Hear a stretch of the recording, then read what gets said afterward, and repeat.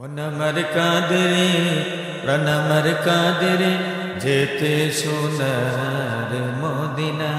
Medina যেতে চান কিনা? যারা বললেন না তারা মনে হয় চান না। জোরে জোরে কোন মদিনায় যেতে মন চায় কিনা? আল্লাহ যেন কবুল করে নেয়। সকলে জোরে জোরে বলে আমিন। মনমর কাদরে প্রণমর কাদরে যেতে সোনার মদিনা।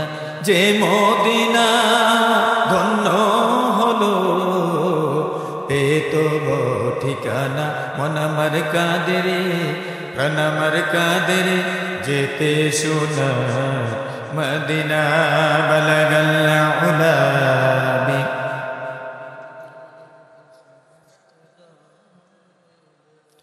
حسنت جميع خصاله صلوا।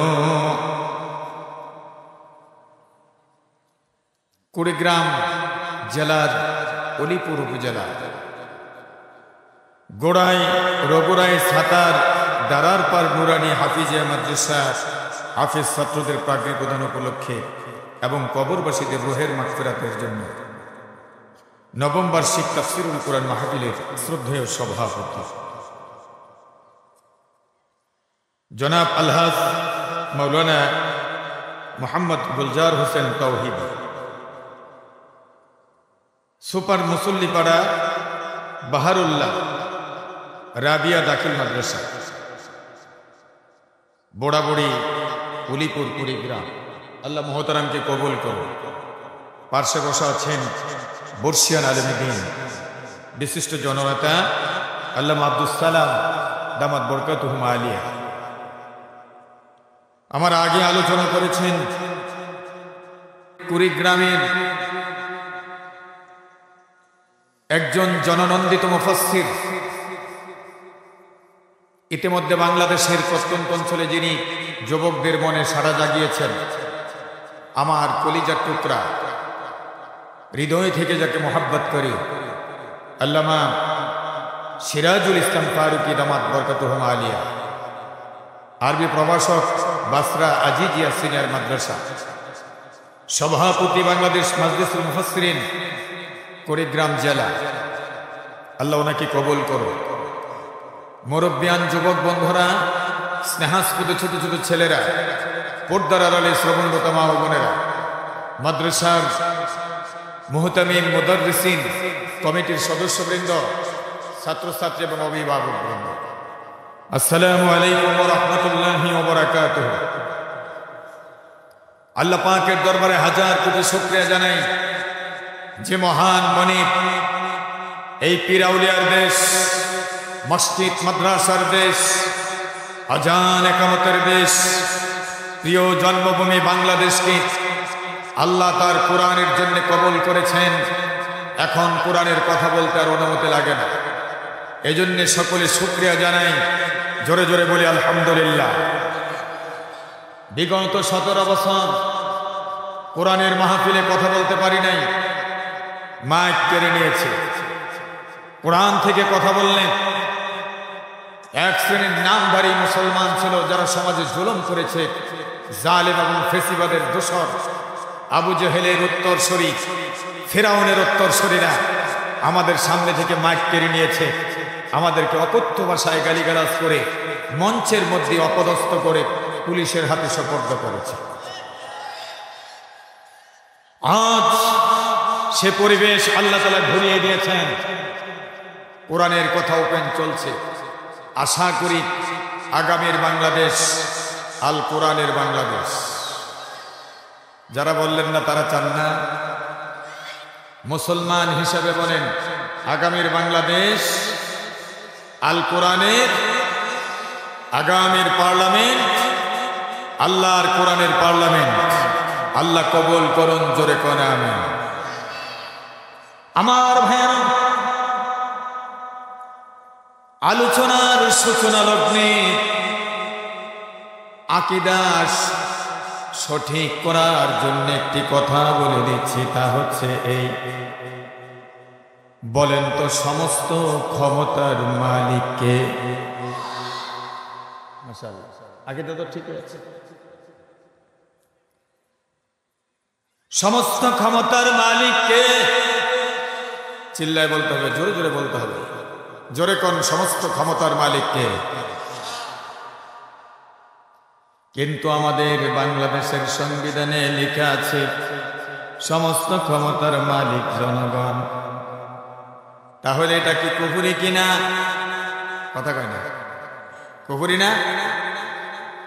অতএব আমাদের দাবি হলো আগামীর পার্লামেন্টে এটা সংশোধন করে সমস্ত ক্ষমতার মালিক আল্লাহ, এই কথাটা সংবিধানে লাগাতে হবে। আমরা রাজি আছি কিনা? কুড়িগ্রামের মুসলমান কারা কারা রাজি? হাতটা তুলে আমার আল্লাহকে দেখা। লিল্লাহি তাকবীর। আল্লাহ রাব্বুল আলামিন বলেন, কুলিল্লাহুম্মা মালিকাল মুলক তুতিল মুলকা মান তাশা ওয়া তানজিউল মুলকা মিম্মান তাশা ওয়া তু'ইজ্জু মান তাশা ওয়া তুযিল্লু মান তাশা বিয়াদিকাল খায়র ইন্নাকা আলা কুল্লি শাইইন কাদির। ও নবী, আপনি বলেন কুলিল্লাহুম্মা মালিকাল মুলক, মুলকের মালিক কে? জোরে জোরে বলেন, মুলকের মালিক কে?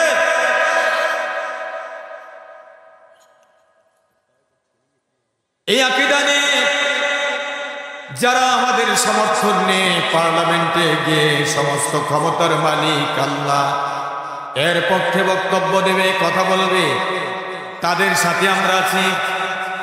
কথা কয় না? আর যারা কোরআনের পক্ষে বলে না, কোরআনকে মানবতার সংবিধান হিসাবে চায় না, তাদের সাথে আমরা নাই। কথা কোন ঠিক কি ঠিক না? এজন্য আজকে ওয়াদা দিতে হবে যে কোরআন দিয়ে নামাজ পড়ি, ওই কোরআন দিয়ে সমাজ গঠন করতে চাই। আল্লাহ কবুল করে নে। আমার ভাইয়েরা, ভূমিকায় না গিয়ে সরাসরি কোরআন থেকে আলোচনা শুরু করতে চাই। আল্লাহ বলেন সূরা হজ, কোরআন শরীফের 22 নম্বর সূরা, আয়াত নম্বর 41। আল্লাহ রাব্বুল আলামিন ওয়াজ করেছেন। এই ওয়াজটা বরকতির নয়, এই ওয়াজটা আমার আল্লাহ। আল্লাহ ওয়াজ করেছেন, আল্লাযীনা ইম্মাক্কান্নাহুম ফিল আরদি, আমি যখন তাদেরকে জমিনের ক্ষমতা দেই, জমিনের পাওয়ার যখন আমি তাদের দান করি, জমিনের ক্ষমতা যখন আমি তাদেরকে দিই, 4টা কাজ তারা করে, 4টা আইন করে। 1 নাম্বার হলো আকামুস সালাহ, তারা নামাজ কায়েম করে, নামাজের আইন করে। স্বাধীনতার 53 বছর চলে গেল। বলুন তো মুসলমান, যাদেরকে সাপোর্ট করেছেন এই 53 বছরের ভিতরে কোরআন হাতে নিয়ে বুকে নিয়ে পার্লামেন্টে দাঁড়িয়ে নামাজের আইন করার কথা কি কেউ বলেছে? তাহলে মুসলমান হিসাবে আজ ওয়াদা দিতে হবে, যারা পার্লামেন্টে দাঁড়িয়ে আল্লাহর কোরআন হাতে নিয়ে বুকে নিয়ে কোরআন থেকে নামাজের আইনের কথা বলবে, আগামী দিনে তাদেরকে সাপোর্ট করতে হবে। কারা কারা রাজি? হাত তুলে দেখাও মুসলমান।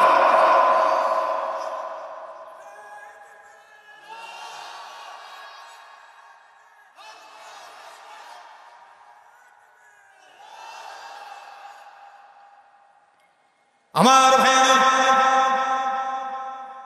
1 নাম্বার কাজ হলো আকামুস সালাত, তারা নামাজ কায়েমের কথা বলবে, নামাজের আইন পাশ করবে। নামাজের অর্থ হলে মানুষগুলো যেন নামাজে যায়, সেজন্য তারা আইন করে নেবে। বলুন তো, আজান শুনলে নামাজে যাওয়া দরকার আছে না নাই? হুকুমটা কার? এই আইনটা কার? وَإِذَا نُودِيَ لِلصَّلَاةِ مِنْ يَوْمِ الْجُمْعَةِ فَاسْعَوْا إِلَى ذِكْرِ اللَّهِ وَذَرُوا الْبَيْعَ ذَلِكُمْ خَيْرٌ لَكُمْ إِنْ كُنْتُمْ تَعْلَمُونَ। আল্লাহু আকবার। শোনো মুসলমান, বলো রে আজান, মসজিদে চলো পড়িতে নামাজ, খুশি হবেন জুল জালাল শোনো মুসলমান বলো রে আজান। মারহাবা কোন। সুতরাং আজান হলে সব কাজ ফেলে দিয়ে নামাজে যেতে হবে, এটা আল্লাহ পাকের জিকির। কথা কোন ঠিক কি ঠিক না? কিন্তু আমাদের দেশের মানুষ আজান হলে কি নামাজে যায়? নামাজে না গেলে কোনো শাস্তির ব্যবস্থা আছে? আমাদের দেশে বরং একটা কথা চালু আছে, নামাজ রোজা ফরজ, যার যার খরচ, করলে করো না করলে নেই। আপনি ব্যাংক থেকে লোন এনেছেন, নির্ধারিত সময়ে লোন পরিশোধ করতে পারেন নাই, আপনার বিরুদ্ধে মামলা হবে আদালতে, আপনাকে মামলা করে টাকা আদায় করা হবে। তার মানে সুদ এটা ফরজ বর্তমান সংবিধানে। না দিতে পারলে আদালতের মাধ্যমে আপনাকে অ্যারেস্ট করে জেল দিয়ে তারপর টাকা আদায় করে। কথা কন। আর নামাজ রোজার ব্যাপারে বলা হচ্ছে এটা যার যার খরচ, করলে করো না করলে নেই, কোনো প্রকার শাস্তির ব্যবস্থা নেই। অথচ নামাজের ব্যাপারে শাস্তির ব্যবস্থা রাখা দরকার। কথা বলেন ঠিক কি ঠিক না?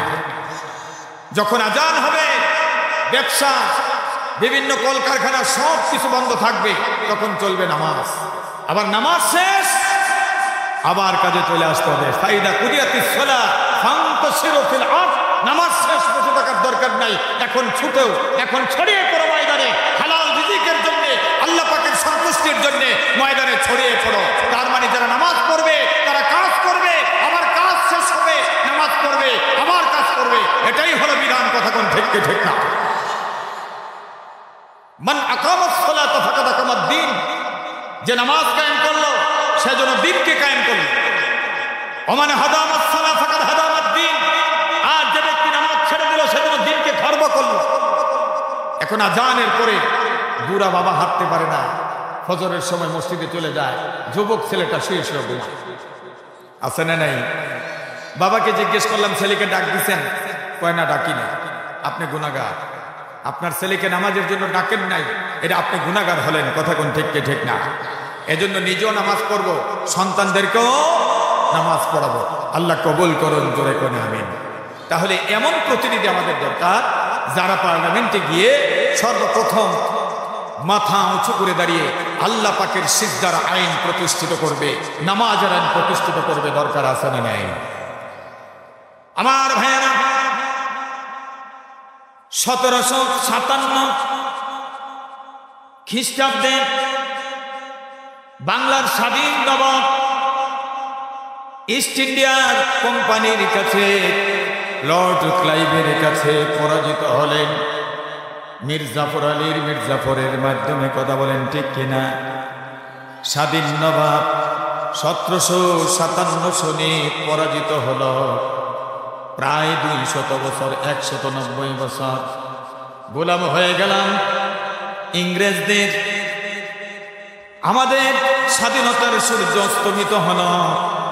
সেখান থেকে বহু সংগ্রামের মাধ্যমে যতগুলো আন্দোলন করেছে সব মুসলমানরা করেছে। তিতুমির বলেন, নবাবদের আন্দোলন বলেন, সিপাহী বিদ্রোহী বলেন, তারপরে শরীয়তুল্লাহর আন্দোলন বলেন, সবগুলো মুসলমানরা করেছে। ওখান থেকে দ্বিজাতি তথ্যের ভিত্তিতে স্বাধীনতা অর্জন করলাম 1947 সনে। 1947 সনে দ্বিজাতি তথ্যের ভিত্তিতে যেখানে মুসলমান মেজরিটি ওটা হবে পাকিস্তান, আর যেখানে হিন্দু মেজরিটি ওটা হবে হিন্দুস্তান। দেখা গেল কাশ্মীরের মুসলমানদেরকে হিন্দুস্তানের ভাগে ফেলে আজকে অর্ধ শতাব্দী যাবৎ তারা নির্যাতিত হচ্ছে। কথা কোন ঠিক কিনা? প্রায় 70-75 বছর যাবৎ তারা নির্যাতিত। 47 স্বাধীনতার পরে 14ই আগস্ট পাকিস্তান হলো, 15ই আগস্ট হলো হিন্দুস্তান। আবার শুরু হলো বৈষম্য। মনে করেছি মুসলিম অধ্যুষিত দেশ হিসেবে আমাদের মনে হয় কোরআনের শাসন দেবে, আল্লাহর নবীর সুন্নতের শাসন দেবে, কিন্তু না, আমাদের ওপর শুরু হলো নির্যাতন, শুরু হলো বৈষম্য, আবার শুরু হলো আন্দোলন। প্রথম রক্ত দিয়েছি ভাষার জন্য 52 সনে। কথা কয় না? তারপরে যুক্তফ্রন্ট গঠন করলাম, 54 সনে নির্বাচনে জয়লাভ করলাম। আবার সামরিক শাসনের যাতা করে আমাদের ফেলে দিল। তারপরে শুরু হল আন্দোলন।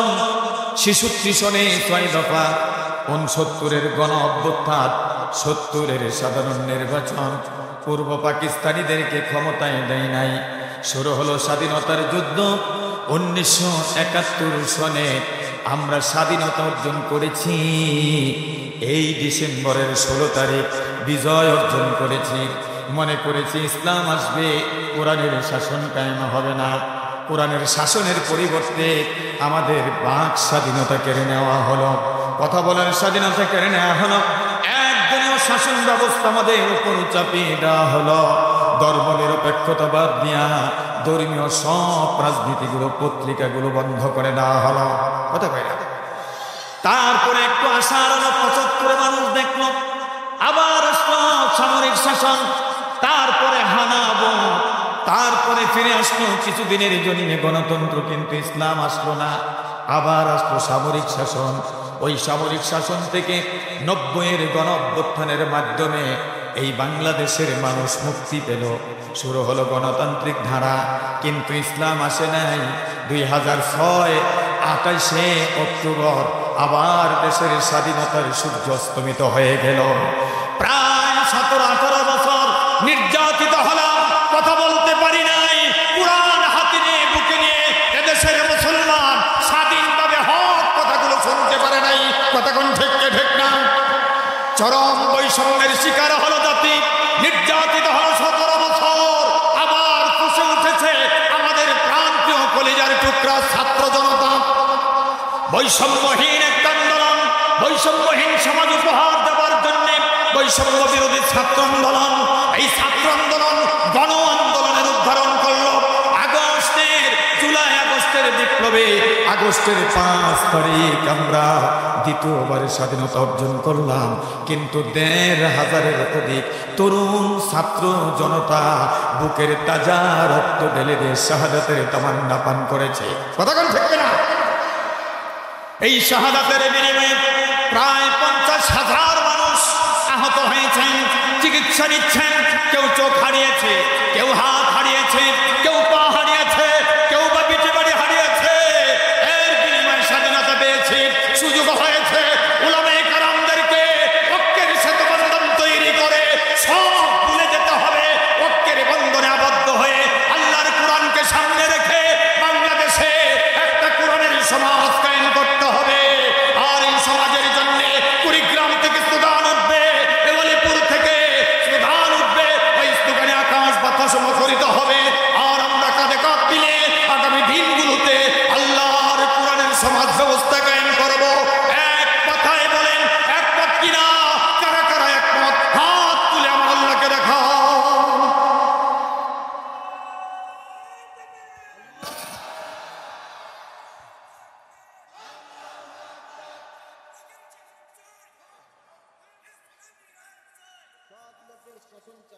সৎ লোকের শাসন চাই, আল্লাহর আইন চাই। এ কথাটা বলতে পারলেন না? জোরে জোরে বলেন, আল্লাহর আইন চাই, সৎ লোকের শাসন চাই। জি, এটি আমাদের দরকার, কথা কর। আল্লাহ বলছেন আ'তাসিমু বিহাবলিল্লাহি জামিআ ওয়ালা তাফাররাকু। আল্লাহ বলেন আমার এই রজ্জু কোরআনকে তোমরা আঁকড়ে ধরো সংঘবদ্ধভাবে, ওয়ালা তাফাররাকু, পৃথক হয়ো না।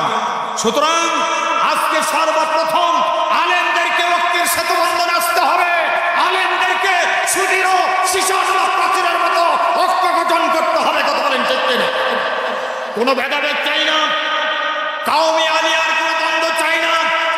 বীর বুজুর্গদের সাথে এদেশের ইসলামিক দল যারা করে আন্দোলন করেন তাদের মধ্যে কোনো ভেদাভেদ চাই না, একটা ঐক্যের সেতুবন্ধন চাই। আল্লাহ কবুল করুন, জোরে করে আমিন। ঐক্যবদ্ধভাবে আল্লাহর কোরআনকে ধরতে চাই, ঐক্যবদ্ধভাবে সমাজ থেকে বাতিলকে উৎখাত করে আল্লাহর কোরআনের সমাজ কায়েম করতে চাই। আল্লাহ কবুল করুন, জোরে করে আমিন। নবীজি বলেছেন ইন্না হাদাল কোরআন, এটা হলো কোরআন আব্দুল্লাহ, এই কোরআন হলো আল্লাহর রশিদ ওয়াস শিফাউন নাফি, এই কোরআন হলো উপকারী মহৌষধ ওয়ান নূরুল মুবিন, এই কোরআন হলো প্রকাশ্য জ্যোতি তথা প্রকাশ্য আলো। ওয়াকদুল লিমান তুমসিকা বিহি, এই কোরআন হলো মুক্তির চুক্তিপত্র। ওয়া নাজাতুল লিমান তাবিআহু,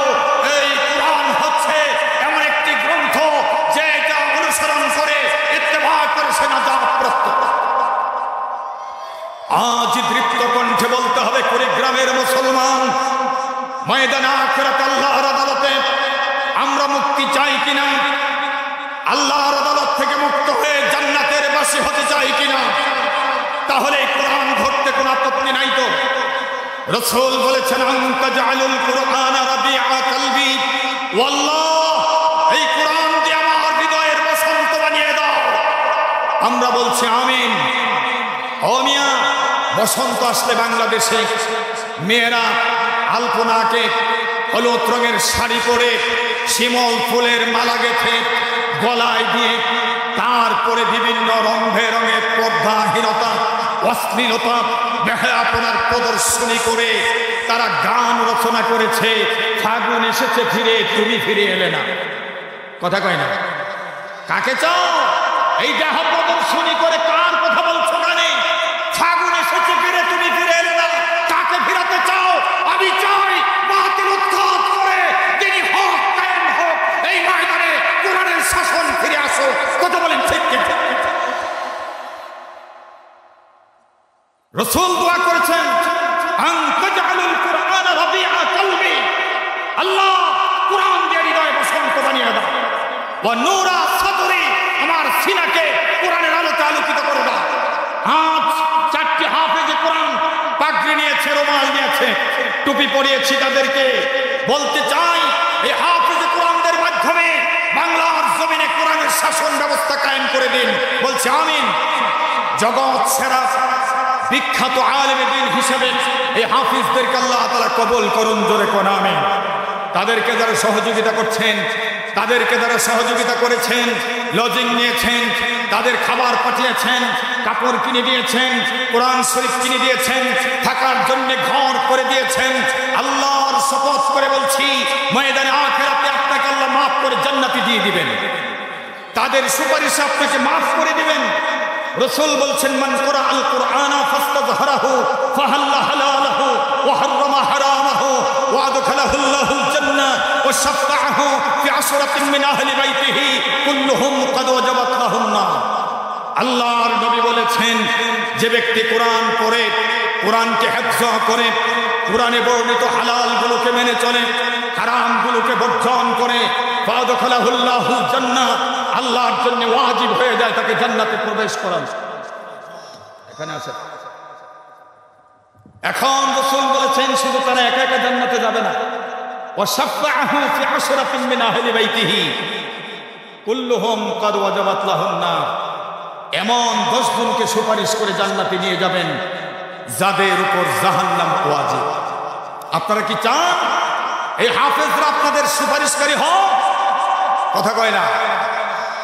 তাহলে এক একটা হাফেজের অভিভাবক হয়ে যান, নিজের সন্তানগুলোকে মাদ্রাসায় দেন।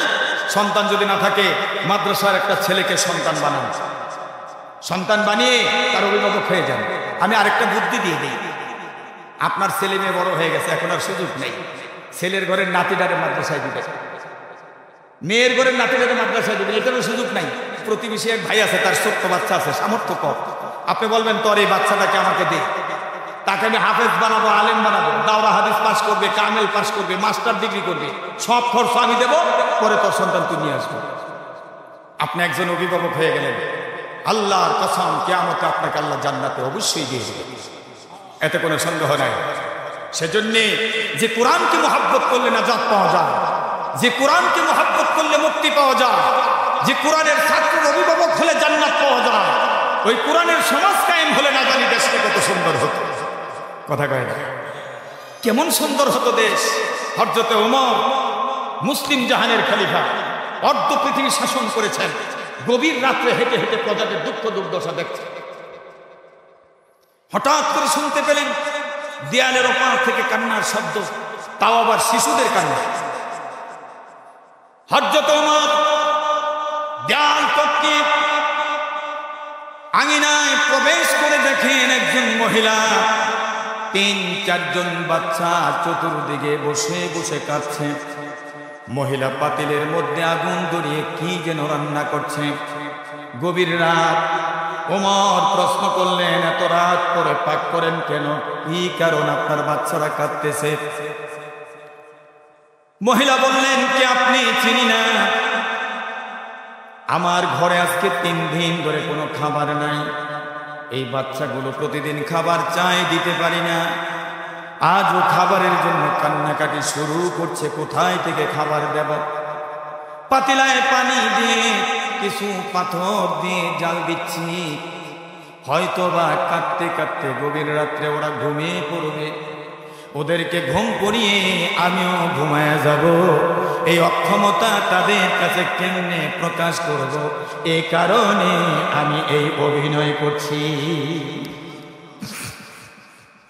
আমিরুল মুমিনিন ওমর চোখের পানি ছেড়ে দেন, টিপ টিপ করে ঝর্ণার ফুটার মতন চোখের কোণা দিয়ে পানি পড়ছে, দাড়ি ভিজে যাচ্ছে, বুক বরাবর জামার উপরে চোখের পানিগুলো পড়ছে। ওমর বললেন, মা কাঁদবেন না, কিছুক্ষণের ভিতরে আপনার কাছে খাবার পৌঁছে যাবে। ওমর দৌড়ে চললেন বাইতুল মালে। আসলামকে বললেন, চাবি কোথায়? বাইতুল মালের তালা খোলো। বস্তা বড় আটা, সবজি, তারপর মিঠাই, গুড়, সবগুলো বনে হযরত ওমর নিজের কাঁধের মধ্যে বোঝা উঠায় নিলেন। আসলাম বললেন, আমিরুল মুমিনিন, আপনি মুসলিম জাহানের খলিফা, আপনি যদি বোঝা গ্রহণ করেন এটা বড়ই আমার কাছে বেমানান মনে হয়, আপনি আমার কাঁধে দেন। ওমর বললেন, আসলাম, কিয়ামতের কঠিন ময়দানে আমার পাপের বোঝা কেউ গ্রহণ করবে না, কেউ গ্রহণ করবে না, বহন করবে না। অতএব আমাকে আমার দায়িত্ব পালন করতে দাও। গভীর রজনীতে ওই মহিলার কিনারে খাবার নিয়ে গেলেন ওমর। নিজের হাতে আটার খামির করলেন, রুটি তৈরি করলেন, সবজি পাকালেন, হালুয়া বানালেন।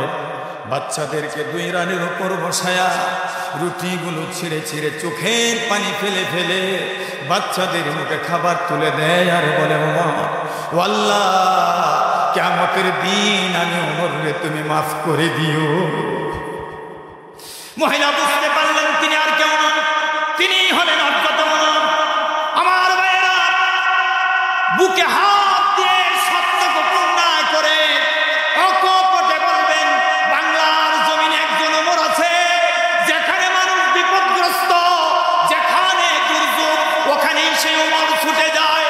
আমি দেখেছি গত বছর বন্যার সময় এই কুড়িগ্রামে তিনি ছুটে এসেছেন, মানুষকে ত্রাণ দিয়েছেন। আগুনে পোড়া মানুষগুলোকে চিটাগাঙে গিয়েছেন, তিনি ত্রাণ দিয়েছেন। সিলেট মৌলভীবাজারে বন্যা দুর্গত এলাকায় তিনি ত্রাণ দিয়েছেন। বুক বরাবর পানির মধ্যে নেমে গত বন্যার মৌসুমে ফেনীতে গিয়ে, লক্ষ্মীপুরে, নোয়াখালী গিয়ে মানুষকে ত্রাণ দিয়েছেন। যেখানে বিপদ সেখানে তিনি ছুটে যায়, সেখানেই তিনি ছুটে গিয়েছেন। এমনকি বৈষম্য বিরোধী এই ছাত্র আন্দোলনে জুলাই আগস্টের মহাবিপ্লবের মাধ্যমে ফেসিবাদ থেকে যখন মানুষ মুক্তি পেল, জালিম থেকে মানুষ যখন মুক্তি পেল, নব্য ফেরাউন থেকে মানুষ যখন মুক্তি পেয়ে স্বাধীনতা পেল, এই যুদ্ধ করতে গিয়ে, আন্দোলন করতে গিয়ে যারা শহীদ হয়েছেন, শহীদ পরিবারকে 2 লক্ষ টাকা করে তিনি নিজের হাতে দিয়ে দিয়েছেন। এই বাংলার ওমরকে, তার নাম কি আপনারা জানেন নাকি? একটু তৃপ্ত কণ্ঠে বলেন তো, বাংলার ওমরের নাম কি? মাশাআল্লাহ, এই বাংলার ওমরের নাম হলো ডক্টর শফিকুর রহমান। আমার মনে হয় আল্লাহর কোরআনের খেলাফত যদি বাংলার জমিনে কায়েম হয়, আরেকটা ওমর বাংলার মানুষ পাবে। ঘরে ঘরে দুর্গত পীড়িত মানুষের কাছে খাবার পৌঁছে যাবে, এতে কোনো সন্দেহ নাই। কথা বলেন, দুঃখ থাকবে না, দুর্দশা থাকবে না, মানুষের কোনো বৈষম্য থাকবে না, অবিচারে মানুষগুলো কাঁদবে না, বিচার প্রার্থী হয়ে মানুষের ধারে ধারে ঘুরবে না। এজন্যই এই বাংলার ওমরের হাতকে শক্তিশালী করার জন্য আমাদেরকে আর কিছু করা দরকার নাই, শুধু কোরআনের আন্দোলনে শরীক হতে হবে। বলুন তো, কুড়িগ্রাম অলিপুরের মুসলমান কোরআনের আন্দোলনে শরীক হতে রাজি আছে কিনা? কারা কারা রাজি? হাতটা তুলে আমার আল্লাহকে রাখা। নারে তাকবীর! এখানে কি তাকবীর নাই? তাকবীর নিষেধ আছে নাকি? তো তাকবীর তো শুনলাম না। একটু জোরে জোরে বলেন আল্লাহু আকবার। একটু চিল্লায় বলতে হবে আল্লাহু আকবার। হাতটা উপরে তুলে জোরে জোরে বলে আল্লাহু আকবার। আল্লাহু আকবার বল রে মুমিন, তারি আকাশ আর তারি জমিন। আল্লাহু আকবার বল রে মুমিন। আকাশ কার? জমিন কার? আমি আপনি কার? সুতরাং আইন মানব কার? আমার ভাইরা, ছোট্ট একটা উদাহরণ শুনুন। মনে করেন আপনি একটা কোম্পানির মালিক। আপনার নাম কি? শহীদুল ইসলাম ভাইকে দিয়ে বলি উদাহরণ। মনে করেন উনি একটা কোম্পানির মালিক, কোম্পানি বানাইছে, 10,000 শ্রমিক নিয়োগ দিছে। এই শ্রমিক পরিচালনার জন্য কোম্পানির কোনো আইন আছে না নাই? আইনটা কে বানাবে? মালিক বানাবে না শ্রমিক? ভালো করে বলেন, কে বানাবে? শর্টকাট বলছি শোনেন। আপনার ফ্যাক্টরির আইন যদি মালিক হিসাবে আপনি বানান, তাহলে তামাম জগৎ নামক এই তামাম জগৎ নামক এই ফ্যাক্টরির মালিককে, যারা বললেন না তারা কি মানেন না নাকি? এমন কেউ আছেন যে জগতের মালিক আল্লাহ না, এটা মানি না, এরকম কেউ আছেন নাকি? তাহলে কথাটা সুন্দর হলো না কেন? আওয়াজ করে বলেন জগতের মালিককে। তাহলে যিনি জগৎ বানালেন, আইন তিনি বানাবেন না, আমি আপনি বানাবো? এই তো সোজা কথা। সৃষ্টি যার, আইন চলবে তার। ইনিল হুকমু ইল্লা লিল্লাহ। সমস্ত ক্ষমতার মালিক, আইনের মালিক কে? জোরে জোরে কোন কে? সুতরাং ফ্যাক্টরির যিনি মালিক, আইন তিনি বানাবেন। আর তিনি আইন বানিয়ে আমাদেরকে কিতাব দিয়েছেন। কথা কোন ঠিক কিনা? এবার আরেকটা কথা বলি শোনেন। বাংলাদেশ সহ তাম পৃথিবীতে একটি আওয়াজ আছে, দাবি আছে, আমাদেরও দাবি এটা। কাদিয়ানীরা কাফের, বহু চিল্লাইছি, বহু বক্তৃতা দিয়েছি রাষ্ট্রীয়ভাবে তাদেরকে কাফের ঘোষণা করার জন্য, কিন্তু হয় নাই। কথা কথা তারা যে কাফের এতে একমত কিনা? সব আলেমরা একমত, সমস্ত মাযহাব একমত, সমস্ত মানহাজ একমত। বাংলাদেশের আলেম ওলামারা ঐক্যমত যে তারা কাফের। আমার কেন তারা কাফের? কোরআন শরীফের 4টা অক্ষর তারা মানে না। পুরা কোরআন মানে, নামাজ পড়ে, রোজা রাখে, হজ করে, মসজিদ বানায়, মাদ্রাসা বানায়, কিন্তু কোরআনের 4টা অক্ষর মানে না, এজন্য তারা কাফের। একটা আয়াত পড়ি শোনেন। মা কানা মুহাম্মাদুন আবা আহাদিন মির রিজালিকুম ওয়ালাকিন রাসূলুল্লাহি ওয়া খাতামান নবিয়্যিন। ওয়া খাতামা, খা আলিফ তা মিম, কয়টা অক্ষর? এই 4 অক্ষর মানে না।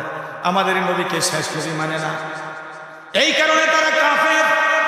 ও বন্ধু, কোরআন শরীফে রাষ্ট্র চালানোর জন্য, বিচার ব্যবস্থা চালানোর জন্য শিক্ষানীতি, শ্রমনীতি, রাষ্ট্রনীতি, পররাষ্ট্রনীতি, শিল্পনীতি, সীমান্ত নীতি, সন্ধিনীতি, চুক্তিনীতি, সব গঠনের জন্য আল্লাহ রাব্বুল আলামিন 5 শতাধিক আইন দিয়েছেন। এখন আমরা যারা শিল মারার সময় মনে করি বাবার আদর্শটা দেশ চলবে, কেউ মনে করি না আমার স্বামীর আদর্শ দিয়ে চলবে, কেউ মনে করি না রাশিয়া আমেরিকার আইন দেওয়া চলবে, ওই দিকে শিল দিলাম।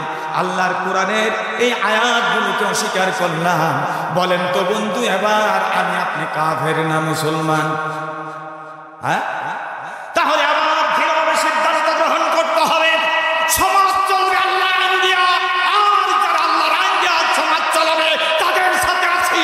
যারা কারা রাজি, হাত তুলে দেখো মুসলমান। লিল্লাহি তাকবীর।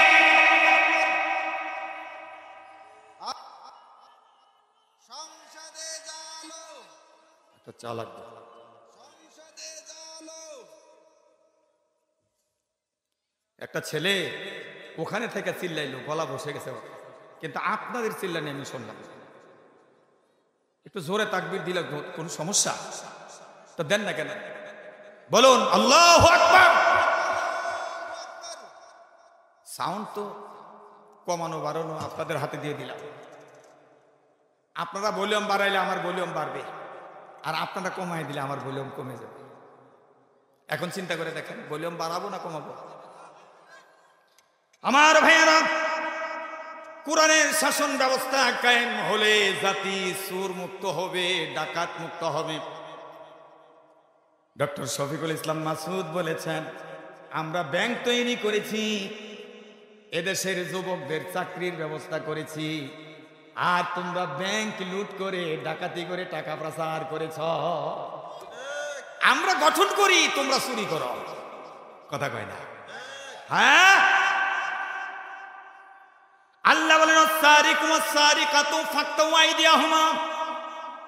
চোর এবং চুরনির হাত কেটে দাও। আইনটা কর।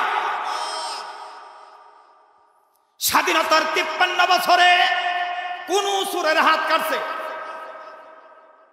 তাহলে আল্লাহর আইন যে প্রতিষ্ঠিত হলো না, আমরা মুসলমান মানব রচিত আইন সাপোর্ট করলাম, কি জবাব দিব আল্লাহর কাছে? অথচ মল্লে লাশটা রাখে বিসমিল্লাহি ওয়া আলা মিল্লাতি রাসূলিল্লাহ, আল্লাহর নামে রসুলের দলে রেখে গেলাম। আপনি সারা জীবন শয়তানের দল করছেন, ওখানে মরার পর আপনি রসুলের দলে হইলেন কিভাবে? কথা কয় না? এই 5টা জিনিসের নিশ্চয়তা রাষ্ট্র দিবে, তারপরও যদি কেউ চুরি করে তার হাত কেটে দেওয়া হবে। নাম্বার 1, খাদ্যের নিশ্চয়তা দিবে রাষ্ট্র। নাম্বার 2, বাসস্থানের নিশ্চয়তা। নাম্বার 3, কাপড়ের নিশ্চয়তা। নাম্বার 4, শিক্ষার নিশ্চয়তা। নাম্বার 5, চিকিৎসার নিশ্চয়তা। খাদ্য, বস্ত্র, বাসস্থান, শিক্ষা, চিকিৎসা, এই 5 অধিকার যদি নাগরিকের প্রতিষ্ঠিত হয়, তারপর যদি কেউ চুরি করে হাত কেটে দাও। একটা চোরের হাত কাটা হবে জাতীয় স্টেডিয়ামে ঢাকায়। দেশের সমস্ত মিডিয়া, আন্তর্জাতিক মিডিয়া লাইভ কাস্টিং করবে, হেডলাইন উঠবে চোরের বিচার হচ্ছে হাত কাটা। এক চোরের হাত কেটে দিলে বাংলাদেশে আর চোর থাকতো না, তওবা করে সব ভালো হয়ে যেত। যেই চোরেরা 17 বছর মিলিয়ন বিলিয়ন কোটি টাকা পাচার করেছে, ইসলামিক আদালত কায়েম হলে তাদের যদি চুরির দায়ে অপরাধী সাব্যস্ত করে হাত কেটে দেওয়া হয়, জীবনে আর কোনোদিন সাধুর বেশে আমাদের সামনে এসে আর দাঁড়াতে পারবে না। কিন্তু কোরআনের পার্লামেন্ট নাই, এজন্য চোর খালি বাড়তেছে, কমে না। একজন আমাকে প্রশ্ন করলেন, হুজুর হাত কেটে দেওয়া অমানবিক। আমি বললাম, এক হাত কেটে যদি লাখ লাখ হাত বেঁচে যায় তাহলে এটা সবচেয়ে বেশি মানবিক। তিনি বললেন কিভাবে? আমি বললাম, একটা চোরের হাত কেটে দিলে এটার দেখে বাংলাদেশের কোটি কোটি চোর তওবা করে ভালো হয়ে যেত। রাতের বেলায় খুঁজতো বরকতি সাপ কোথায়, তওবা পড়ান। কেন? কয় জীবন আর চুরি করবো না, ভালো হয়ে যাবে। কথা কয় না, তাই না? অতএব জীবনের জন্যে, মুক্তির জন্যে, ইবাদত কবুলের জন্যে সব সময় আমাদেরকে ইসলাম চাইতে হবে। এটা আমার কথা না, আল্লাহ বলছেন, ওমাই ইয়াবতাগি গায়রাল ইসলামি দীনা ফালাই ইউকবালা মিনহু ওয়া হুয়া ফিল আখিরাতি মিনাল খাসিরিন। ইসলাম ছাড়া অন্য কোন মতবাদ দিয়ে যারা জীবন, পরিবার, সমাজ, দেশ চালাতে চায়, এগুলি কামনা করে বিচার ব্যবস্থা সাজাতে চায়, আল্লাহ বলেন ফালাই ইউকবালা মিনহু ওয়া হুয়া ফিল আখিরাতি মিনাল খাসিরিন, তাদের কোনো ইবাদত বন্দেগী কবুল করা হবে না, ময়দানে আখিরাতে তারা জাহান্নামে যাবে। এত কষ্ট করে হজ করলেন, এত কষ্ট করে তাফসির মাহফিল করলেন, এত কষ্ট করে মাদ্রাসা করলেন, এত কষ্ট করে মসজিদ বানালেন, আল্লাহর আইন প্রতিষ্ঠার পক্ষে না থাকার কারণে সব যদি বাতিল হয়ে যায়, তার চাইতে বোকা কি পৃথিবীতে আর কেউ আছে? এজন্য আমরা সব সময় আল্লাহর আইনের পক্ষে থাকবো, ইনশাআল্লাহ। সকলে বলেন ইনশাআল্লাহ। আল্লাহ কবুল করুন, জোরে কোন আমিন। আল্লাহর আইন কায়েম হয়ে গেলে কি শান্তি! আহারে, মানুষ অহংকারের জ্বালায় টিকে না। সবচেয়ে বেশি নেগলেক্ট করে সমাজে গরিব মানুষকে। কথা কন, তাই না? অথচ এই গরিবকে দেখলাম আপনি মারা গেলে কবরটা করতে যায়, একটা ধনী লোকও কবর করে না, সব কবর করে গরিবে। আপনাদের এলাকায় কি আমি জানি না, কোন শিল্পপতি, কোন ব্যবসায়ী, বড় লোক, সমাজের ধনী মানুষ তারা কোনোদিন কবর করছে? তাহলে গরিবের সব ঠেকা। আবার যেদিন বাবার নামে মেহমানি দেয়, এটা জায়েজ নাই, তারপরেও দেয়। গরু জবাই করবে, স্পেশাল ভাবে ভিআইপি চেম্বারে বসায়া এই ধনীদের খাওয়াই দেয়। আর যে কবর করলো, এত খাটাখাটনি করলো, আবার সারাদিন পাক করলো, গোস্ত বানালো, সবকিছু করলো, তারে দেয় ওখানে চটের মধ্যে। আল্লাহর দরবারে জবাব দিতে হবে। ধনী গরিব এই বৈষম্য দূর করে দিতে হবে। বৈষম্য বিরোধী আন্দোলন করে দেশ পাইছি, এখন আবার বৈষম্য কেন? কথা কয় না? এই আমি যেখানে বসে খাবো, আমার ড্রাইভার সেখানে বসে খাবে। আমি যা খাবো, আমার বাড়ির কাজের লোক তাই খাবে। কথা কোন ঠিক কি ঠিক না? ইনসাফ করতে হবে। কিয়ামতের ময়দানে চাকরকে সামনে দাঁড় করাই দিবে, বল তোর মনিব কেমন ছিল? চাকর যদি বলে আল্লাহ আমার মনিবের মতো ভালো মানুষ নাই, আল্লাহ বলবেন যা, তোর জীবনের গুনাহ মাফ করে তোরে মাফ করে জান্নাতে দিয়ে দিলাম। আর চাকর যদি বলে আল্লাহ তার চাইতে হারাম খুন পৃথিবীতে একটাও নাই, সে বালা বালা খাইছে, আমারে দাঁড় করায় রাখছে, খাওয়া শেষে জুডা গুলি আমারে দিছে, ভালো খাবার খাইতে পাই নাই, সব বাসি খাবার দিছে। কথা কয় না? আল্লাহ কয় শাস্তি আমি দুনিয়া থেকেও দিছি, আখেরাতেও দিব। দুনিয়াতে দেখবেন কোনো বড় লোক এখন খাইতে পারে না। এক কাপ ডাউল, ডাউলের পানি, এক কাপ ভাত, এটা খাই আসছে সন্তুষ্ট। জিজ্ঞেস করে স্যার খান না কে? কয় ডাক্তার না করছে। আরে ডাক্তার না করছে, আল্লাহ তোর রিজিক রাখে নাই, উঠাই নিছে। তুই হারাম খো, গরিবের রক্ত চুষে খাস, তোর কপালে খাবার না, তোর বাড়ির দারোয়ানের খাবারের অভাব নাই। ভুল ভরে, এটার কি বলে? গামলা। অনেক জায়গায় কয় ভুল, কি বলে? বাটি, বাটি, গামলা, ভর্তি ভাত, শুটকির ভর্তা, মরিচ পোড়াদা, একবারে কাবাব বানায় ফেলেছে। জিজ্ঞেস করছে কিরে? কয় স্যার অনেক দিনে পেটটা ভুইরা খাইলে। কতটি খাইছস? কয় সব বাদ দিয়ে দিছে আমাকে। এবার সাহেবে খাবে, এক কাপ আটাটা একটা রুটি আর এতটুকুন সবজি। কয় স্যার আপনার কি রোগ হয়েছে? কয় আমার তো ডায়াবেটিস। কয় দোয়া করেন আমার এটা হইতো। আমার এই ডায়াবেটিস হলে যদি এত অল্প খাওয়া লাগতো, কুড়িগ্রাম থেকে কষ্ট করে ঢাকায় আসতাম না। হারামখোর, 1000 কোটি টাকা তুই পাচার করছস, বাংলাদেশের গরিবের হক নষ্ট করি। এই কথা বলতেই হবে। আগামীকাল সুযোগ পাবো কিনা জানি না, হতে পারে আগামীকাল মিডিয়ায় হেডলাইন হবে মোতালিব হোসেন বরকতি বিদায় নিয়েছে, তিনি চলে গেছেন। আগামী দিন কথা বলতে পারবো কিনা জানি না, আজকে বলতেই হবে। 2 জোড়া জুতা একবারে পায়ে দিতে পারবেন? 2টা জামা একবারে গায়ে দিতে পারবেন? 2টা প্লেটে একবারে খাইতে পারবেন? তো এত টাকা দা হবে কি? আপনি যে জমাচ্ছেন। আমার দেশের এক মন্ত্রী, ভূমি মন্ত্রী, তার বাড়ি হলো 360 টাকা। আমি চিন্তা করে দেখছি 6 মাস করে যদি এক বাড়িতে থাকে, ওই হায়াত তার হবে না। যদি আল্লাহ তারে 150 বছর বাঁচায়, তাহলে 6 মাস করে এক বাড়িতে থাকলে 200 বছর বাঁচন লাগে তার। এতগুলো বাড়ি একবারে তো 2 খাটে ঘুমাইতে পারবা না। এই জনগণের টাকা মাইরা যে বাড়ি বানাইছ, কিয়ামতে জবাব দিবে কি? তোমার বিবি তো তোমার জবাব দিবে না, তোমার ছেলেরাও দিবে না, মেয়েরাও দিবে না। আল্লাহ বলছেন ইয়াউমা ইয়াফিরুল মারউ মিন আখিহি ওয়া উম্মিহি ওয়া আবিহি ওয়া সাহিবাতিহি ওয়া বানি। সেদিন ভাই থেকে ভাই পালায়ন করবে, মা সন্তানের পরিচয় দিবে না, বাবা সন্তান অস্বীকার করবে, বিবি বলবে আমার বিবাহই হয় নাই, তুমি আমার স্বামী না, কার জন্য এত কিছু করো রে? কার জন্য? আর বাংলার ইতিহাসে কিয়ামত পর্যন্ত ইতিহাস হয়ে থাকবে 2 জন মন্ত্রী, ফুল মন্ত্রী, মাওলানা মতিউর রহমান নিজামী, আলিয়া হাসান মোহাম্মদ মুজাহিদ রহমাতুল্লাহ আলাইহুমা। 5 বছর মন্ত্রণালয় চালাইছে, দূরবীন দিয়া 10 টাকার দুর্নীতি পায় নাই। মন্ত্রী 9টায় অফিসে, সচিবরা কি আর না গিয়ে পারে? আজান হওয়ার পরে মন্ত্রী নামাজে জামাতের ইমামতি করে। সুবহানাল্লাহ বলবেন না? আমার দেশের ওমর ডাক্তার শফিকুর রহমান, আপনারা দেখেছেন গতকাল কুমিল্লায় কর্মী সম্মেলন করতে গিয়েছেন, এক মসজিদে ঢোকার পরে ইমাম সাহেব বললেন স্যার নামাজ পড়া। তিনি বক্তব্য দিলেন, খুতবা দিলেন, নামাজ পড়ালেন। এমন রাষ্ট্রপ্রধান দরকার যে মসজিদে খুতবা দিবে, সুপ্রিম কোর্টের বিচারপতি হবে, বাংলাদেশের প্রাইম মিনিস্টার হবে। এমন যোগ্যতা সম্পন্ন লোক আমরা আগামীতে দেখতে চাই। রসুল মদিনার রাষ্ট্রপ্রধান, আমার রসুল মদিনার প্রধান বিচারপতি, আমার রসুল মদিনার মসজিদে নববীর খতিব, ইমাম। কথা কোন ঠিক কি ঠিক না? ছাতা মাতা কাকে পাঠাও মিয়া?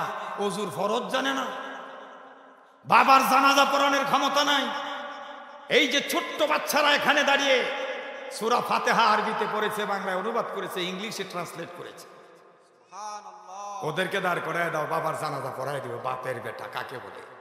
তুমি ঢাকা বিশ্ববিদ্যালয়ে লেখাপড়া করছো, জাহাঙ্গীরনগর ইউনিভার্সিটি, জগন্নাথ বিশ্ববিদ্যালয়, চিটাগাং রাজশাহী ইউনিভার্সিটিতে, রংপুরের কারমাইকেল বিশ্ববিদ্যালয়, বেগম রোকেয়া বিশ্ববিদ্যালয় তুমি লেখাপড়া করেছো, সিলেট শাহজালাল প্রযুক্তি বিশ্ববিদ্যালয়ে বাবার জানাজা পড়াতে পারো না। জাতির কাছে তুমি মূর্খ, তোমার চাইতে মূর্খ আর কেউ নাই। কথা কয়। আর আমার এই ছোট্ট বাচ্চাকে দাঁড় করায় দিব, খুতবা দিয়ে জুমার নামাজ পড়াই দিবে। আর তোমার মতন ব্যারিস্টারকে যদি আমি জুমার নামাজের ইমামতির মধ্যে দেই, তাহলে পায়ে জমা ওদিকটা শেষ, পানি পড়তে পড়তে। কথা কয় না? আবার মাঝে মধ্যে তারা মোল্লাদের বদনামও কয়। মোল্লাই বুঝে কি? মোল্লাই কি বুঝে? আফগানিস্তান যাও, 20 বছর যুদ্ধ করে আমেরিকাকে পাঠাইছে, এর আগে 20 বছর করে রাশিয়ারে পরাজিত করছে। এখন মনে করছে মোল্লারা না খাইয়া মারবো না। মোল্লারা ক্ষমতায় গেল 2.5 বছর হয় নাই, মার্সিডিজ গাড়ি আবিষ্কার করে ফেলেছে। মোল্লাদের তৈরি জোশ পৃথিবীর জমিনে বিখ্যাত জোশ। এখন ইউরোপ আমেরিকায় আফগানিস্তানের জোশ না হলে নাস্তা হয় না। সুবহানাল্লাহ কইবেন না? বাংলাদেশে একটাবার মোল্লাদেরকে দেন না, দিয়া দেখেন কি হয়। আমি চ্যালেঞ্জ করে কোরআন হাতে নিয়ে বলে গেলাম, মোল্লারা ক্ষমতায় গেলে মোল্লাদের যুব সংগঠন, ছাত্র সংগঠন আপনার বাড়িতে চান্দা চাবে না। আপনার বাজারের ইজারা নিয়ে তারা মারামারি কাটাকাটি করবে না। আপনার নদীর বালুর ঘাট দখল করবে না। কথা কোন? নিঃসন্দেহে তারা তাহাজ্জুদ পড়ে আল্লাহর দরবারে শুকরিয়া আদায় করবে। কলেজে ইউনিভার্সিটি কি বলবো, আমাকে দিছে এমনি তো অনেক। কলেজ ইউনিভার্সিটিতে গত 17 বছর কি নির্যাতন করেছে পুলিশ, আপনাদের এলাকায় ছাত্রদের দিকে তাকায় দেখে। টাকনার উপরে কাপড়, নামাজ পড়তে গেছে, কয়টা শিবির করে ধর, আহা ধরে নিয়ে গেছে। বাড়িতে মা বাবা মনে করেছে কোনো ফ্রেন্ডের বাসায় আছে, মোবাইল বন্ধ, খবর নাই। 1 দিন 2 দিন 3 দিন, সপ্তাহ, মাস, 15, 2 মাস খবর নাই। আদালতে ধর্ণা দিয়েছে, পুলিশের কাছে গিয়েছে, কেউ স্বীকার করে না। হঠাৎ করে দেখে দুবার কিনারে লাশ পড়ে আছে, গুলিতে ঝাঁঝরা হয়ে গেছে। নাটক সাজিয়ে বলেছে বিখ্যাত সন্ত্রাসী ক্রসফায়ারে মারা গেছে। আপনার কত সন্তান পঙ্গু হয়েছে, কত সন্তানের চোখ গেছে, শুধুমাত্র কোরআনের আন্দোলন করে। অপরাধ একটাই, রসুল দাওয়াত নিয়ে বের হয়েছে, রসুলের কান বরাবর আঘাত করে আবু জেহেল ফাটিয়ে দিয়েছে, রক্ত ঝরছে। কান্নারত অবস্থায় রসুল এখানে ধরে বাসায় ফিরে আসে। আম্মি জান ফাতেমার বয়স তখন কম, ছোট্ট, 8-9 বছর। জিজ্ঞেস করে, বাবা তোমাকে কে মেরেছে? কয় আবু জেহেল। কেন মেরেছে? কোনো অপরাধ নাই। ফাতেমা বলে, বাবা কোনোদিন তো কাউকে গালি দিতে দেখি নাই, কোনোদিন কারো বিরুদ্ধে কোনো অমঙ্গল চাইতে দেখি নাই। মানুষের সাথে ভালো ব্যবহার করো, মুক্তির আন্দোলন করে আল্লাহর সন্তুষ্টি অর্জনের জন্য, জান্নাতবাসী করার জন্য মানুষকে ডাকো, তারপরও কেন মানল? রসুল বললেন, কোনো দোষ নাই, অপরাধ নাই। ওমা নাকামু মিনহুম ইল্লা ইউমিনু বিল্লাহিল আজিজিল হামিদ। একটাই অপরাধ, আমি আল্লাহর দরবারে সারেন্ডার করে আল্লাহর কালিমার দাওয়াত দেই। এই অপরাধের কারণে রসুল মার খেয়েছেন। আজকের ময়দানে কোরআনের আন্দোলন করার জন্য অনেক ছেলেরা মার খায়, অনেকে ফাঁসির কাস্তে ঝুলেছে, তাদেরকে রাজনৈতিক হত্যা করে শাহাদাতের পেয়ালা পান করিয়ে দেওয়া হয়েছে। আল্লামা কোরআনের পাখি দেলোয়ার হোসেন সাইদি রাহমাতুল্লাহি আলাইহি, যিনি হুঙ্কার দিয়ে মানুষের সামনে কথা বলেছেন 50 বছরে হাজার হাজার মানুষ তার হাতে কালিমা পড়ে কোরআনের দাওয়াত পেয়ে কালিমা পড়ে মুসলমান হয়েছেন। সেই আল্লাহ আমাকে এই পৃথিবীর জমিন থেকে ষড়যন্ত্র করে ইনজেকশন দিয়ে মেরে ফেলা হয়েছে। অপরাধ কোরআনের আন্দোলন, দেশটা কোরআন দিয়ে চালাতে চায়, আল্লাহর আইন আল্লাহর হুকুমত কায়েম করতে চায়। কথা আজও আমরা নিগৃহীত, নির্যাতিত যারা কোরআনের আন্দোলন করে তারা, কারণ তারা মানুষ মারে না, শুধু মার খায়। মার খেয়েই যাব, মারতে মারতে যদি অচল করে দাও, এই দুটি পা না চলে, হামাগুড়ি দিয়ে কনই দিয়ে দিয়ে আমরা কোরআনের দিকে অগ্রসর হব, কোরআনের সমাজ কায়েমের দিকে অগ্রসর হব।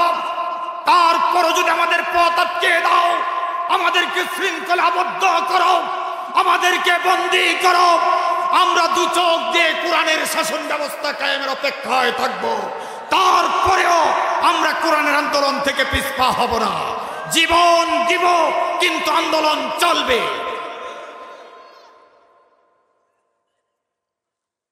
আমার ভাইয়েরা, আল্লাহ বলেন আল্লাযীনা ইম্মাক্কান্নাহুম ফিল আরদ, আমি যদি তাদেরকে ক্ষমতা দেই জমিনের, আকামুস সালাতা, তারা নামাজের আইন করবে।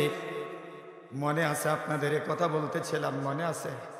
হ্যাঁ, ও আতাউজ যাকাতা, তারপরে যাকাতের আইন করবে, যাকাত আদায় করবে।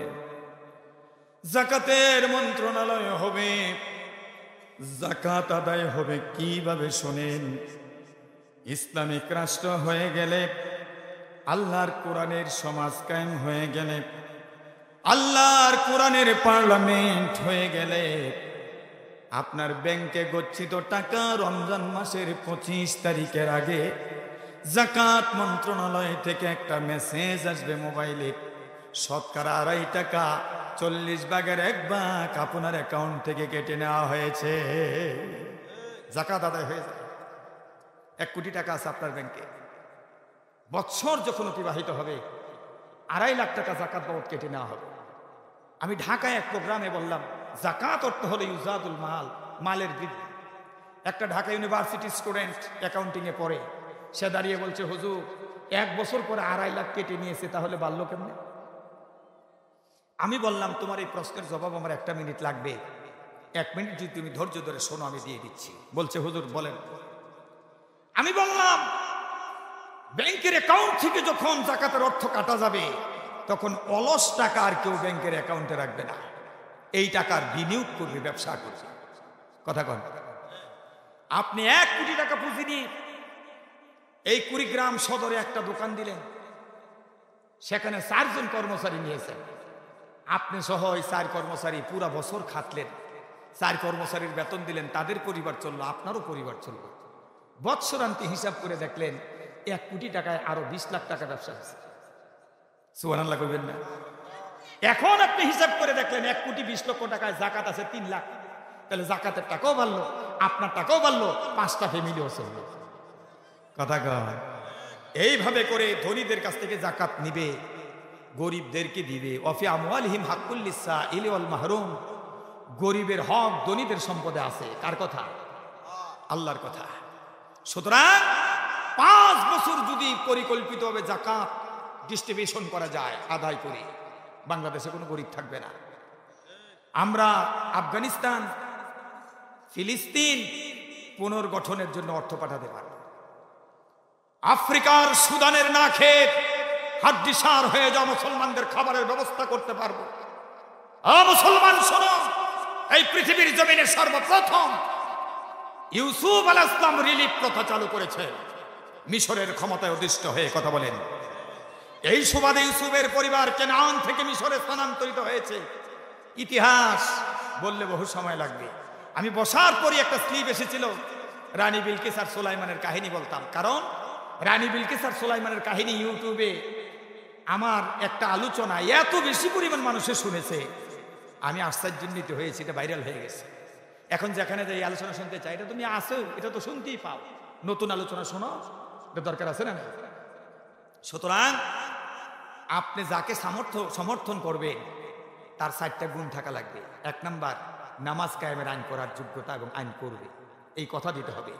2 নাম্বার, যাকাত আদায় করবে, যাকাতের মন্ত্রণালয় করবে। 3 নাম্বার, ওয়া আমারু বিল মা'রুফ, সৎ কাজের আদেশ করবে, এটা ফরজ। যাদেরকে সমর্থন করছেন, যাদের জন্য স্লোগান দিছেন, জীবনে কোনোদিন এসে জিজ্ঞেস করছেন নামাজ পড়ছেন নি? কথা কোনটাকে? রোজা রাখছেন কিনা জিজ্ঞেস করছে? আরে মিয়া জিজ্ঞেস করবো কেমনে? যেই নেতারা সমর্থন করছেন সে নিজেই তো রোজা রাখে না, কর্মী লয়ে দুয়ার বন্ধ করে খায়। কথা কোনটাকে? সে নিজেই বাংলাদেশের অর্থ চুরি করে বিদেশে পাঠায়। আমার নেতার কোয়ালিটি আর তাদের নেতার কোয়ালিটি দেখেন। আমার নেতা হসপিটাল বানায়, স্কুল বানায়, ব্যাংক বানায়, কলেজ বানায়, বেকার যুবকদেরকে চাকরি দেয়। আর তোমার নেতা টাকা পাচার করে বেগমপাড়া বাড়ি বানায়, সেখানে আমোদ প্রমোদ করার জন্য। এই বাংলার ওমর যাকে বললাম, ডাক্তার শফিকুর রহমান, ওনার হসপিটালে 250 করে হিন্দু মানুষ চাকরি করে।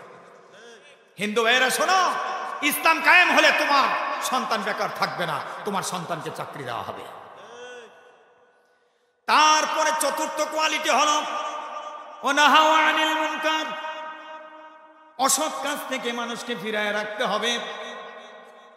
এই 4টি গুণ যাদের থাকবে তাদেরকেই আমাদের সমর্থন করতে হবে। 1 নম্বর নামাজ, 2 নম্বর যাকাত, 3 নম্বর সৎ কাজের আদেশ, 4 নম্বর অসৎ কাজ থেকে মানুষকে ফিরায় রাখা। এই 4টি গুণ যাদের ভিতরে আছে, এই 4টি কাজ যারা সমাজে করে এবং নির্বাচিত হলে পার্লামেন্টে করবে, তাদের সাথে আমাদের থাকতে হবে। তাদের সাথে থাকবো কিনা হাতটা তুলে আমরা দেখাই আল্লাহকে। ওয়ালিল্লাহিল আকিবাতুল উমুর, আপনার সমস্ত কর্মফল আল্লাহর কাছে আছে। কথা কোন ঠিক কিনা? আমি তো চলে যাব। অনেকে বলে যে হুজুর মাহফিলে বসছি, দেখা দেখি হাত তুলছি, 500 টাকার নোটের লোক কি আছে না নাই? 1 প্যাকেট বেনসন সিগারেট দিলে তো হুঁশ থাকে না। ঈমান বিক্রি করে এই বাতিলের পক্ষাবলম্বন করবেন না, ঈমানকে বাঁচান, আল্লাহ খুশি হবেন। তারপরে নেতৃত্বের কোয়ালিটি এমন হবে, গরিব মানুষকে ভালোবাসবে। আল্লাহ রসুলকে দাওয়াত দিলেন, আনাস বিন মালিক রসুলের চাকর, রসুলের খাদেম, দাওয়াত করেছেন আনাসের বাড়িতে। রসুল গেছে, বসতে দিবে কোথায়? উঠানের মধ্যে জ্যোৎস্না রাতে একটা খেজুরের ফাড়া, মোতা চিনেন? মোতা গোড়া, হ্যাঁ, এটার মধ্যে বসতে দিচ্ছে। রসুল বসে আছেন। আনাসের মা একবার নবীর দিকে তাকায়, আবার আসমানের চাঁদের দিকে তাকায়। আনাস জিজ্ঞেস করে, মা এভাবে তুমি আকাশে বারবার তাকাও, আবার আমার নবীর দিকে তাকাও, কি দেখো? আনাসের মা বলছে, আল্লাহর কসম, ওই আকাশের চাঁদের মধ্যে কলঙ্ক আছে, আমার নবীর চেহারায় কোনো কলঙ্ক নাই। আমরা তো গিয়ে বলি কি পাক করছো মিয়া, এগুলি হয়েছে কোনো? খানার আয়ের ধরতে নেই, এটা নিষেধ, কিন্তু তারপরে খাইয়া আইসা দোকানে বসে বদনাম কয়, খানাটা ভালো হয় না। কথা কন, মুসলমানের চরিত্র তো খারাপ। আল্লাহর রসুলকে আপ্যায়ন করবে কি দিয়া? গরিব মানুষ 2-3 দিনের বাসি রুটি দিছে, বাসি রুটি। কয় দিনে? 2-3 দিনের বাসি রুটি, হালুয়াও নাই, সবজিও নাই, লবণ পানিতে মিশায়া আর একটু মরিচের ফাঁকি দিয়া রসুলের সামনে এনে দিয়েছে। আল্লাহর রসুল রুটিগুলি এই মরিচ আর লবণের পানিতে ভিজায় খায় আর মুস্কি হেসে বলে, আনাস খাবারটা বড় টেস্ট হয়েছে, খুব স্বাদ হয়েছে। কেমন নেতা আমাদের! ওই নেতার অনুসরণ না করে কার অনুসরণ করো? যে 24 ঘন্টায় মিথ্যা বলে, 1 ওয়াক্ত নামাজ পড়ে না, রমজানের রোজা রাখে না, তাদের পিছনে দৌড়াও। কিয়ামতে নেতা সহ তোমাদেরকে উঠানো হবে আর জাহান্নামে ঢিল মেরে ফেলে দেওয়া।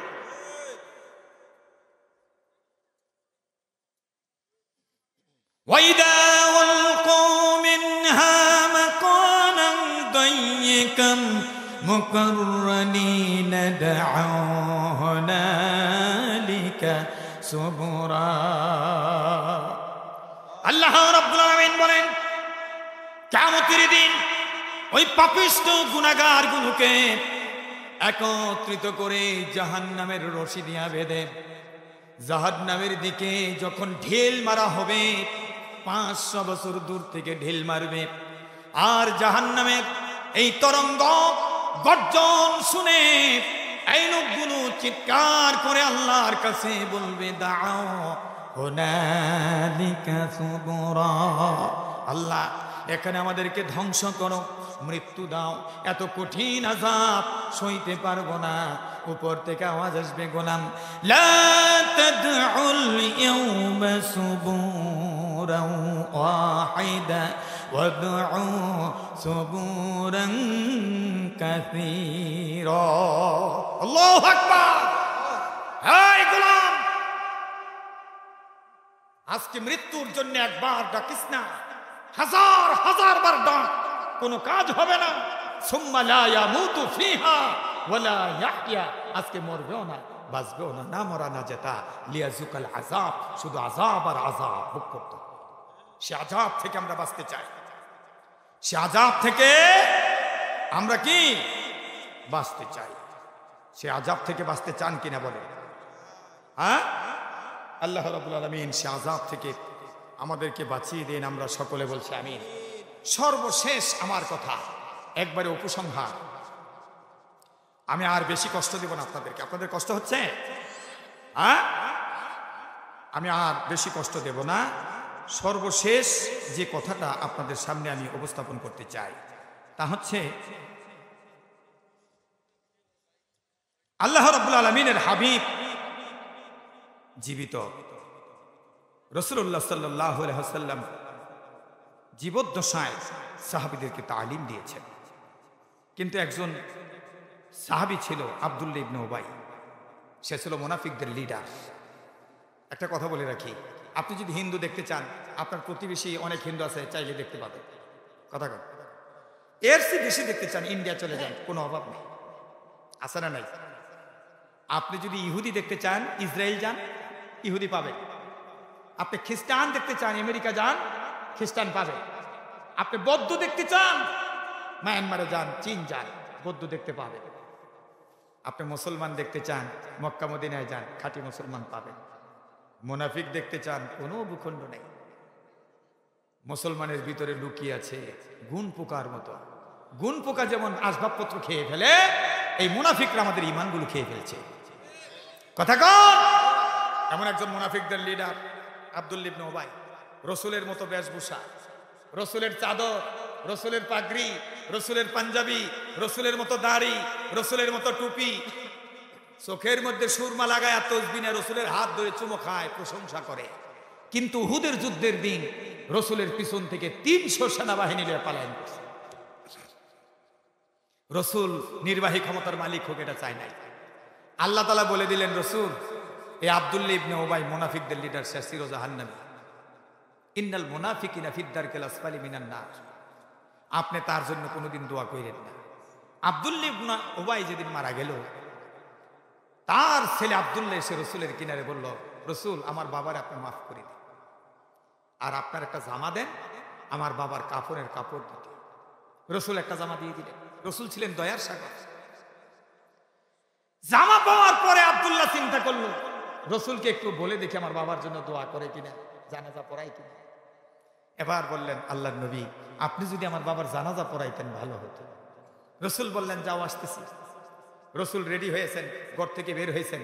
হযরত ওমর চাদর টেনে ধরেছেন, কোথায় যান? আব্দুল্লাহ ইবনে উবার জানাজা আপনি পড়াতে পারেন, আপনি যাবেন না। আল্লাহ বলেছেন এই দোয়া কবুল হবে না। রসুল তো দয়ার সাগর, কেউ বলেছেন গিয়েছেন, রসুল হাত তুলেছেন, আল্লাহ তাআলা জিবরিল পাঠিয়ে দিয়েছেন, ওমর ধরে হাতটা নামাই দিছে, হাত নামা, ইস্তাগফির লাহুম আও লা তাস্তাগফির লাহুম। ও নবী, আপনি তাদের জন্য দোয়া করেন আর না করেন, সেবা সেবা সমান, কোনো কাজ হবে না। ইন তাস্তাগফির লাহুম 70 মাররা, আপনি দোয়া করতে করতে যদি 70 হাত তুলে দোয়া করেন, ফালাইয়াগফিরাল্লাহু লাহুম, ও নবী কখনো আল্লাহ তাআলা তাদের জন্য মাগফিরাত দিবে না, তাদেরকে ক্ষমা করবে না, দোয়া কবুল হবে না গো নবী। কারণ কি? দালিকা বিআন আন্নাহুম কাফারু বিল্লাহি ওয়া রাসূলিহি। ও নবী, এই লোকগুলি আল্লাহ এবং তার রাসূলের সাথে কুফরি করেছে, সুতরাং আল্লাহর কোরআন হাত ছানি দিয়ে ডাকছে শান্তির জন্য। এই ডাকে সাড়া না দিয়ে আপনি মানব রচিত মতবাদের দিকে আপনার সমর্থন দিলেন। আল্লাহর কসম, আব্দুল্লাহ ইবনে উবাইর সাথে আপনি জাহান্নামে থাকবে। এখন কোন দলে থাকবেন? রাসূলের দলে থাকবেন না আব্দুল্লাহ ইবনে উবাইর দলে থাকবেন? জোরে জোরে কোন, রাসূল না উবাই? তাহলে জীবদ্দশা আপনাকে রাসূলের দলভুক্ত হতে হবে। তাহলে আপনি মারা যাওয়ার পরে যদি এই দোয়া পড়ে মানুষ, বিসমিল্লাহি ওয়া আলা মিল্লাতি রাসূলিল্লাহ, আল্লাহর নামে রাসূলের দলে রেখে গেলাম, তাহলে এটা সঠিক হবে। কথা কন। আর সারা জীবন চোর চামুন্ডারকে সমর্থন করছেন আর স্লোগান দিচ্ছেন আমার নেতার চরিত্র গোলাপের মতো পবিত্র, আসলে ঠন ঠন, 1 নাম্বার গাঞ্জাখোর, 1 নাম্বার জুচ্চোর, 1 নাম্বার ফেসিবাদ জালেম। কথা কন। আপনি তার জন্য স্লোগান দিচ্ছেন, মৃত্যুর পরে তার সাথেই দেখা হবে। আমিয়া, আপনি যেই কওমের সমর্থন, আপনি ওই কওমের সাথে হাসরে উঠবেন। সর্বশেষ কথা, আপনারা যে দোকান দেন, বিভিন্ন কোম্পানির মাল রাখেন, ডেট ওভার মালগুলি আবার যারা আসে তাদেরকে ফেরত দেন না? হ্যাঁ, কারণ ডেট ওভার মাল দোকানদার রাখে না, যেই কোম্পানিতে ফেরত পাঠায়। আমাদের দেশ থেকে ডেট ওভার মাল যেই কোম্পানির মাল ওই কোম্পানিতে ফেরত গেছে গা ইন্ডিয়ায়। কথা কন। এই ডেট ওভার মাল আর আমরা দোকানদাররা গ্রহণ করতে চাই না, বাংলাদেশে আর চাই না। বুবুজান, ওখানে থাইকে আপনি যত আজ পালন করেন, এই দেশে এই ডেট ওভার মাল আর মানুষ নিবে না। কথা কোন, ঠিক কি ঠিক না? আল্লাহ রাব্বুল আলামিন কোরআনের পথে, কোরআনের মতে আমাদেরকে কবুল করুন। আমরা জোরে জোরে বলছি আমিন। সম্মানিত ভাইয়েরা, আমার আগে আপনাদের এলাকার কৃতি সন্তান সিরাজুল ইসলাম ফারুকির হাতে আপনারা অনেক টাকা পয়সা দিয়েছেন। এখন যদি মাদ্রাসার জন্য কেউ কিছু দিতে চান, আমি মুসাফির মানুষ, দোয়া করব 5 মিনিট। আপনারা যাই যা পারেন একটু দেন। একটু রুমাল নিয়ে যাও বাবা, একটু রুমাল নিয়ে যাও, আর আপনারা যাই যা পারেন একটু দেন। সবাই একটু শরীক হন, আমি মুসাফির দোয়া করব। যারা দিয়েছেন তারাও 10 টাকা 5 টাকা হলেও দেন একটু। ইল্লা হুয়াল হাইয়ুল কাইয়ুম ওয়া আতুবু ইলাই, আস্তাগফিরুল্লাহাল্লাযী লা ইলাহা ইল্লা হুয়াল হাইয়ুল কাইয়ুম ওয়া আতুবু ইলাই। অনুরোধ করছি, যারা কোরআন থেকে তাফসীর করে, কিসসা কাহিনী কয় না, এমন বক্তা দাওয়াত দিবেন। ঠিক আছে? আর বক্তৃতায় বসে সময় নষ্ট করে না, আজে বাজে কথা বলে, তাদেরকে দাওয়াত দিবেন। এটা আপনাদের প্রতি অনুরোধ। আমার সাথে যদি কেউ যোগাযোগ করতে চান, মাওলানা সিরাজুল ইসলাম ফারুকি সাহেবের সাথে যোগাযোগ করলে হবে ইনশাআল্লাহ। আব্দুর রহমান ভাই 1000 টাকা দিয়েছে, মাদ্রাসার শিক্ষক, আল্লাহ কবুল করুন। মোনাজাত হবে, বসে মোনাজাত করা আদব, শিষ্টাচারিতা। আপনারা একটু বসে যান, দোয়া করে যান। আল্লাহুম্মা সাল্লি আলা মুহাম্মাদিন ওয়া আলা আলি মুহাম্মাদ কামা সাল্লাইতা আলা ইব্রাহিম ওয়া আলা আলি ইব্রাহিম ইন্নাকা হামিদুম মাজিদ। আল্লাহুম্মা বারিক আলা মুহাম্মাদ ওয়া আলা আলি মুহাম্মাদ কামা বারাকতা আলা ইব্রাহিম وعلى آل إبراهيم إنك حميد مجيد। এই মিডিয়ার লোক, আমার এই নামটা সহি শুদ্ধ করে লিখবা, এখানে ভুল লিখছে। এই যে সহি শুদ্ধ করে লিখবা, তাহলে তোমাদেরই লাভ। আমাকে যারা খুঁজবে তারা পাবে।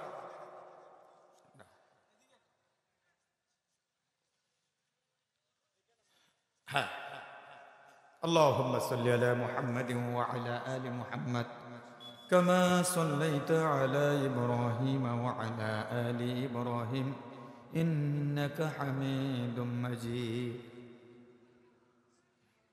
আব্দুল সালাম ভাই, দোয়া করে ফেলি ভাই, কি না শহীদুল ভাই না, দোয়া করে ফেলি। আস্তাগফিরুল্লাহাল্লাযী লা ইলাহা ইল্লা হুয়াল হাইয়ুল কাইয়্যুম ওয়া আতুবু ইলাইহি লা হাওলা ওয়ালা কুওয়াতা ইল্লা বিল্লাহ। সর্বশেষ একটা কথা মনে হয়েছে, বলে দেই। পুরুষের পাশাপাশি মহিলাদেরকে কোরআনের আন্দোলনে শরীক করবে, কারণ মহিলা ছাড়া শুধু পুরুষ দিয়ে ইসলামী বিপ্লব হবে না, তাদেরও প্রয়োজন, তাই না? আল্লাহ তাআলা তাদেরকে শরীক হওয়ার তৌফিক দিন। আল্লাহুম্মা আমিন। ربنا ظلمنا أنفسنا وإن لم تغفر لنا وترحمنا لنكونن من الخاسرين ربنا لا تزغ قلوبنا بعد إذ هديتنا وهب لنا من لدنك رحمة إنك أنت الوهاب رب ارحمهما كما ربياني صغيرا আল্লাহ তাআলা গভীর রাত তাকে দেখো তোমার গোলামরা যায় নাই। এই আকর্ষণ নিঃসন্দেহে কোরআনের আকর্ষণ। আরো যদি বলতাম আরো শুনতো। শেষ পর্যন্ত বসে থেকে হাত তুলেছে, প্রাণ ভরে তাদের জন্য দোয়া করে দিলাম, মেহেরবানি করে প্রত্যেককে মাহফিলকে জড়িয়া করে নাজাতের ফয়সালা করে দাও। তামামের হাদিয়া তোমার বন্ধুর রওজাবাগে পৌঁছে দাও। দুনিয়ার জমিন থেকে যত মুমিন মুমিনাত বিদায় হয়েছে তাদের আরওয়ায় পৌঁছে দাও। আল্লাহ তাআলা যারা যারা হাত তুলেছি জানি না কার মা নাই বাবা নাই, মা হারিয়ে বাবা হারিয়ে চোখের পানিগুলো ছেড়ে দিয়ে কান্দে। মা বাবার কবরগুলোকে জান্নাতের টুকরা বানায় দাও। আল্লাহ রাব্বুল আলামিন এই ময়দানে কোরআন কায়েম করতে গিয়ে, ইসলাম প্রতিষ্ঠিত করতে গিয়ে, কোরআনের সমাজ কায়েম করতে গিয়ে যারা যারা জীবন দিয়েছে তুমি দেখেছ। ফাঁসির দড়ি গলায় নিয়ে হাসি মুখে বিদায় হয়েছে। প্রাণ ভরে দোয়া করে দিলাম, আয় আল্লাহ শাহাদাতের উচ্চ মাকাম তাদেরকে দিয়ে জান্নাতের আলা মাকাম দিয়ে দাও। আল্লামা দেলোয়ার হোসেন সাঈদী সহ আল্লাহ যারা যারা দিনের জন্য জীবন দিয়েছে তাদের এই জীবনকে কবুল করে এই ময়দানকে কোরআনের জন্য ওয়াকফ করে দাও। এই মাদ্রাসা কবুল করো, এলাকা কবুল করো, নামাজি বানাও, তেলাওয়াতকারী বানাও, জিকিরকারী বানাও। মাদ্রাসায় যারা জায়গা জমিন দিয়েছেন, টাকা পয়সা দিয়েছেন, এদের ভিতরে যারা চলে গেছে মাফ করে দাও। যেই বাড়িতে বসলাম খাইলাম আল্লাহ বিশ্রাম করলাম, এ বাড়ি সহ এলাকায় যত ঘর বাড়ি রয়েছে সবগুলো তুমি কবুল মঞ্জুর করে নাও, রহমত বরকত দিয়ে ভরে দাও।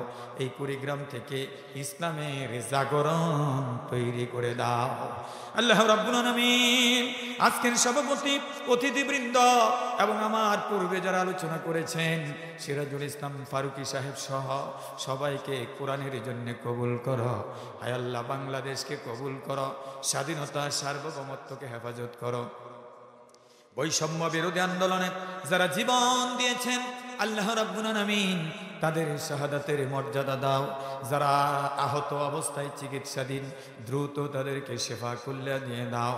ফিলিস্তিনকে স্বাধীন করো, কাশ্মীরকে স্বাধীন করো, আরাকানকে স্বাধীন করে নিজ দেশে ফিরে যাওয়ার তৌফিক দিয়ে দাও। আল্লাহ বাংলার উম্মত এক প্রান্ত থেকে আরেক প্রান্তে দেশের এবং জাতির খেদমতের জন্যে অক্লান্ত পরিশ্রম করছেন, বিরামহীনভাবে কোনো বিশ্রাম নাই।